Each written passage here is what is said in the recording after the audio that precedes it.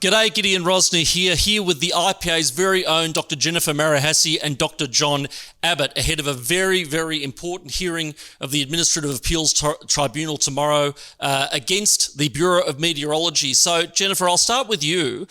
Could you give us a quick run-through of the underlying issues here? What is the background to this case? What is the background to this matter? And what exactly is the scientific issue that you're trying to solve here? So it's all about getting the parallel data, making the parallel data public. Parallel data is measurements from two different types of thermometers, the traditional mercury thermometer and also the platinum resistance probes. Not a lot of people realise that about 20 years ago, the Bureau started to change the type of thermometer it was using to measure temperatures. Okay. And it holds data that will let us know whether those two types of measuring instruments, mercury thermometers and probes in automatic weather stations, measure the same or not. But they won't let us see that data. Now, I've had a little bit of a look. I got some data following the intervention of Josh Frydenberg, a little bit of data from Mildura, and it showed, guess what? That the current probe measuring at Mildura measures 0.4 degrees hotter. Is that right? 0.4 hotter for the same weather. So you can actually get, it's my hypothesis that through the 20th century, we got about a 1 degree of warming just naturally.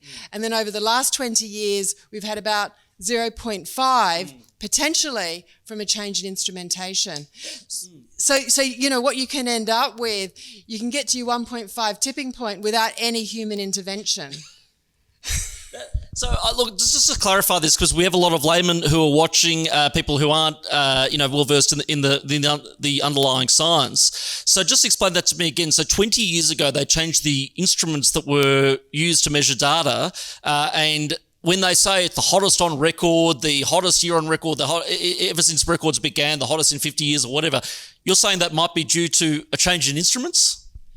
That's correct. A change from using a mercury thermometer to using a platinum resistance probe in an automatic weather station, which will record hotter for the same weather because it's more sensitive to variations in air temperature. So when they actually called the new record hottest day for Mildura, and they said it was for the whole state of Victoria on the 23rd of September 2017, when that was called, they actually talked about the mercury.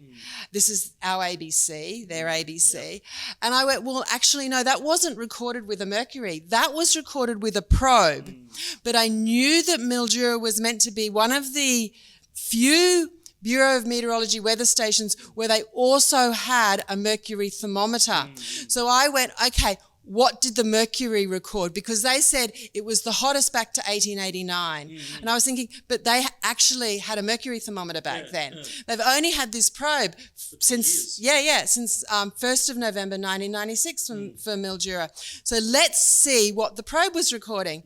So I've actually asked this before of the Bureau and they've ignored me, but this time I went to Josh Frydenberg. I actually went to Alan Jones, who went to Josh Frydenberg, and said, give her the parallel data. Now, you know what? They gave me 10,671 scanned copies, but not the one I wanted. Not the one I wanted. Of course. Yeah. So John Abbott said the solution, he said, is to do an FOI request. Yeah. Well, I'll throw to you on... just remember about that. I'll throw to you on that particular point, John, which is what you've gone through to try to get the readings from the mercury thermometers. I mean, this is something that should be on some website somewhere, yet it's held in a lock and key, and you have not been able to access it using Freedom of Information channels. So can you talk us through the process of that and how that's looked? Yes, my initial Freedom of Information request to the Bureau goes back to 2019. So what I'm seeking are sets of parallel temperature measurements, so that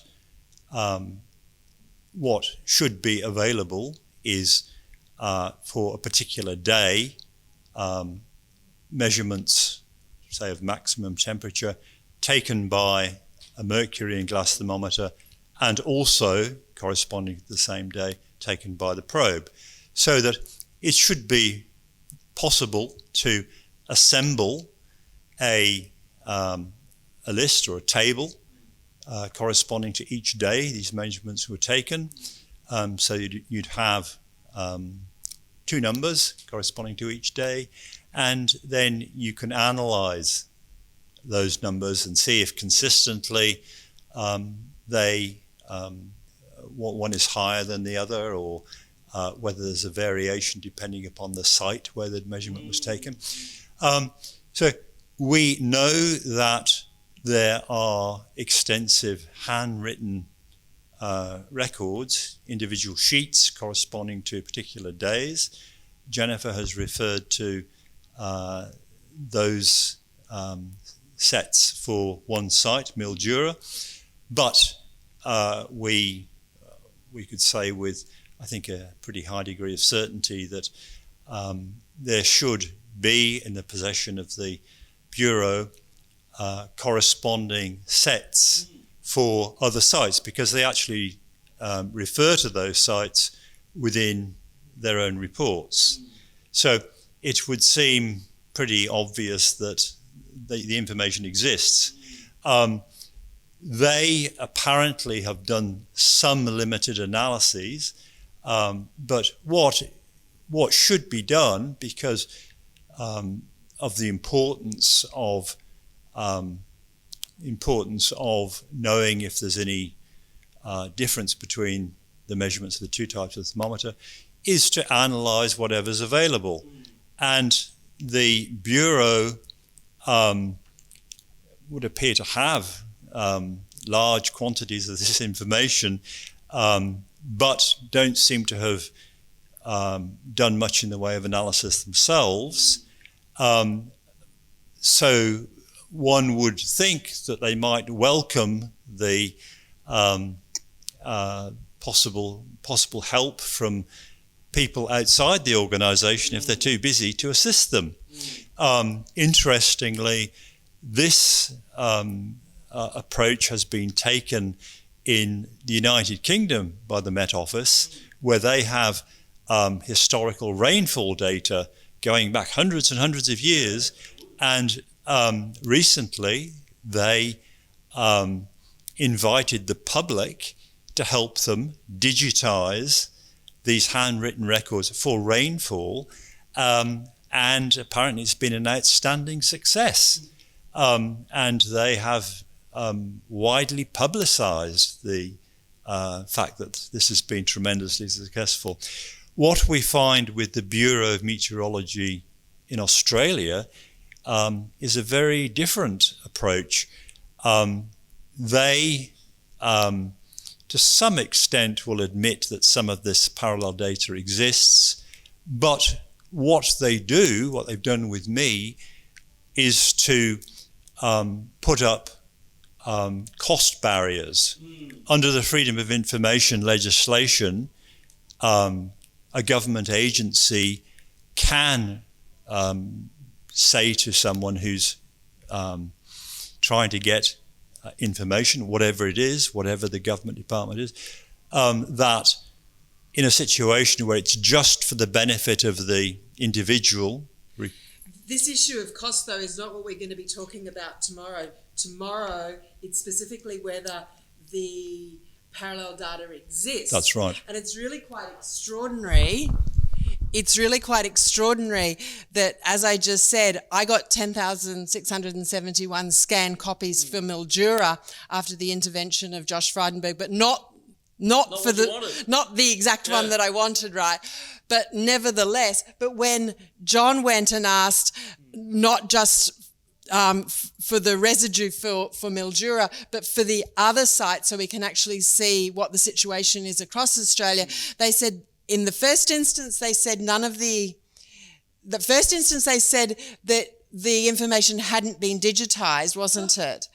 And that's where this issue in the UK, where they've got people to come in and digitise rainfall information. But then the other issue was that they then said that it was cost prohibitive, and then more recently they've said that the information doesn't exist. Just picking up on the UK, they've also done the transition to probes away from mercury thermometers, but one, they've used off-the-shelf probes, so we actually know what's called the time constant, so we know how they record, and they don't take 1 second extrema and turn that into the maxima.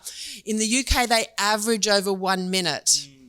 So it's called numerical averaging. Yeah. That's to try and get platinum resistance probe in an automatic weather station to record so that it's equivalent to a mercury thermometer. So the UK Met Office says you can't just take 1 second extrema spot readings because it won't be the same. Now the bureaus say, oh, we've overcome that by custom designed probes. Sorry, and is the design of these probes public information, the parameters, the information they're feeding into it, as you said, is it 1 second per time period or whenever? I mean, do we know what those probes look like? So, no, we don't. And the director of the Bureau is very proud of the fact that he goes on about they're custom designed so that you don't have... You don't know the design? No. You don't have to numerically average. So in the UK, they average over 1 minute. In the US, they average over 5 minutes because they say these probes are so sensitive. We have to average over 5 minutes so that they're equivalent to the mercury, which takes longer to move. That's right. The Bureau says we're going to design our own. And we're not going to average. What we can actually see with the data for Mildura, while the current probes are recording too hot, the very first probes they put in are recording too cold. And I actually think there's a really high degree of incompetence as much as malfeasance in all of this. Yes, I do. Yes, I do. I think that there's a very high degree of incompetence. Yeah.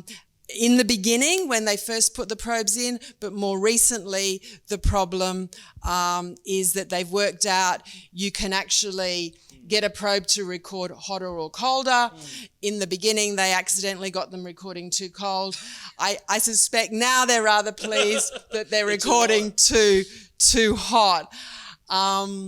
Look, John, I'll just throw back to you because, you said that the trial tomorrow isn't about costs and so on, but I think it is evidence of the level of what I would perceive to be obfuscation, or seems to me to be obfuscation. We don't know if it's deliberate or not, but why is it such an issue for the Bureau of Meteorology to hand over this data? And secondly, as Jennifer alluded to, they said that the information is not digitised, and they said it doesn't exist.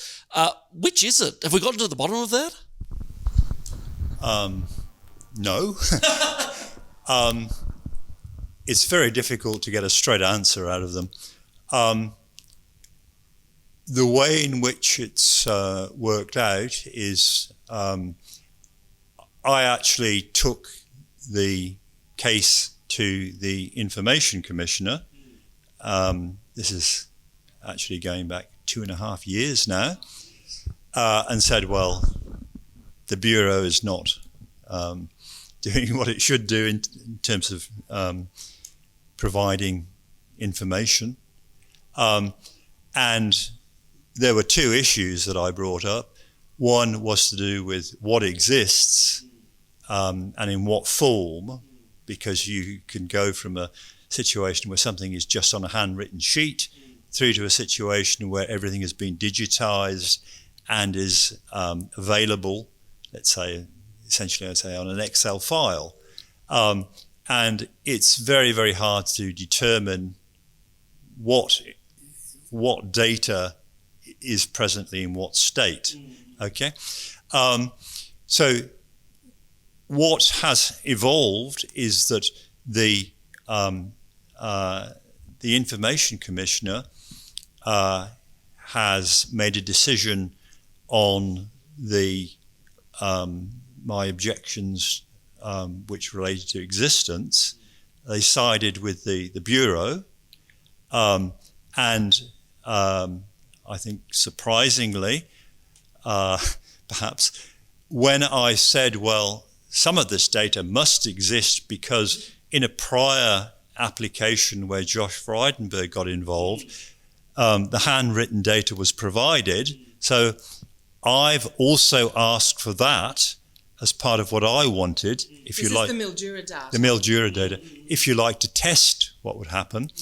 And the Information Commissioner responded that my reference to the Mildura data and what happened with Josh Frydenberg was irrelevant, which to me, no, I'm not joking, sounds ridiculous. It is ridiculous. Totally ridiculous. What firmer proof could you have? Yeah. And the second aspect related to the fee waiver, because what's happening here, and I've found it previously with Freedom of Information requests, is if a government agency really doesn't want to hand over information, they put up big cost barriers. There are various grounds to get those costs removed. One is hardship. Another one is public interest. So if you're saying, I wanted to get access to this information, not because it's just I find it interesting or useful, but because it has wide public significance, then you can, in theory, get the fees waived so that you pay nothing. The response from the Bureau has been that this is purely something of interest to me. There isn't any public interest. It's totally unbelievable. So just to be clear on that, so they're actually saying to John that the public's not interested in whether there's a difference in how the new thermometers record. So they're saying the public's not actually interested in temperature measuring. At the same time, they're saying there's been a 1.5 degree increase. I want to jump in there because, well, what they're saying, it's not in the public interest, which I find absolutely unbelievable. The federal government, for the better part of 2 decades, has made very, very invasive changes to our energy market, to the way, they tried to tax an element of the periodic table, the carbon tax, for God's sake. This has big consequences for Australia, for my future children and grandchildren, for all of us, for our national prosperity. How they can say it's not in the public interest absolutely dumbfounds me. But Jennifer, I want to go back to you because you said that the thermometers are off by, I believe, is it 0.4 degrees Celsius. Now, laymen watching this at home might think, well, what big deal? 0.4%, what does that add up to?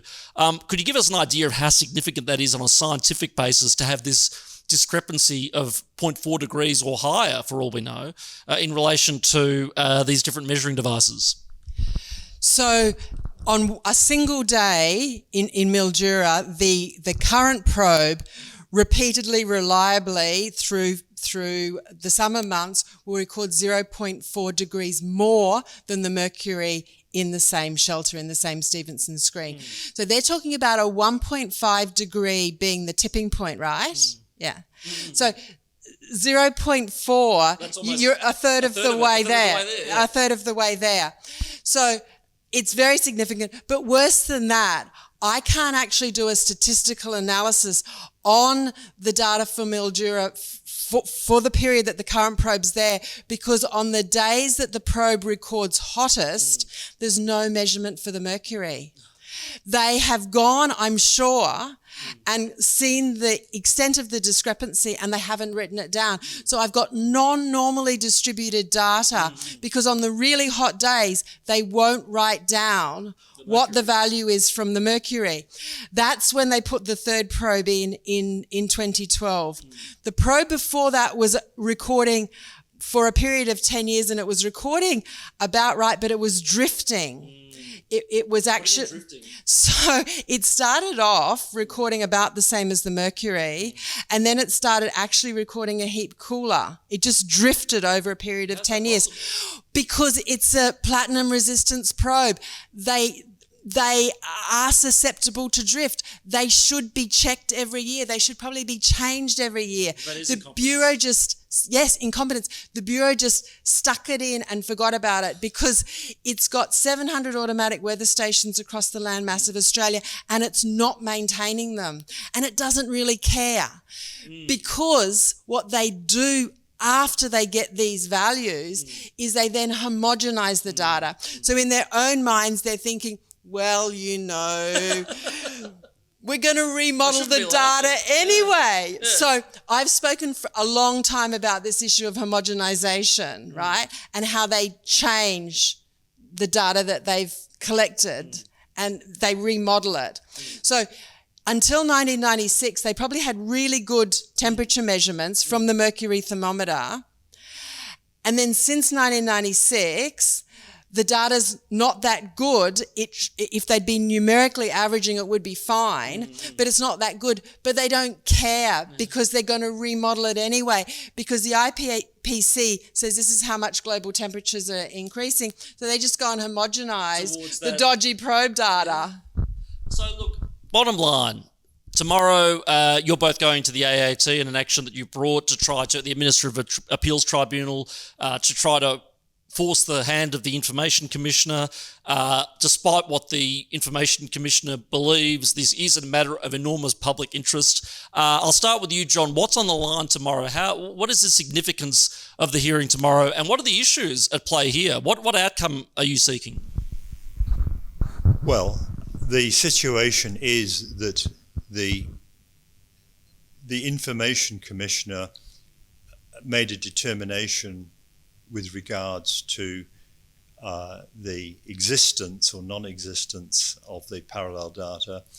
The Information Commissioner, even after 2.5 years, has not provided any finding on the issue of public interest and fee waiver.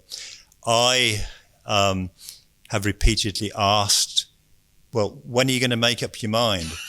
And don't get a satisfactory response. So I don't think it's just the Bureau of Meteorology that's behaving in a way which I would say is not in the public interest. So the AAT, I tried to get the AAT to consider the fee waiver and public interest, even though a decision had not been made, because I said, well, that's essentially, after 2.5 years, that's equivalent to siding with the Bureau, isn't it? They did not agree with me. So the only thing that's going to be hopefully examined by the AAT tomorrow are questions about existence of information. We may make some progress on that, who knows. I decided to try and become more forceful with regards to the other issue, and I've recently been in contact with the Ombudsman to see if they can provide assistance.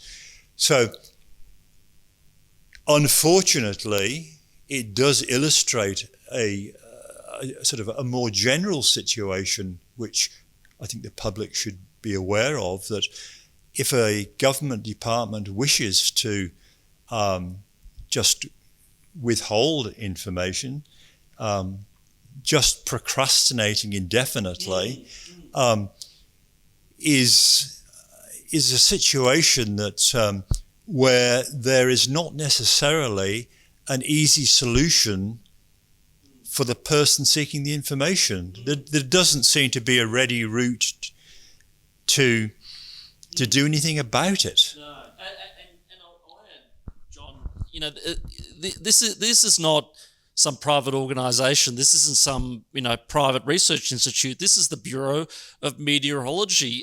They work for us.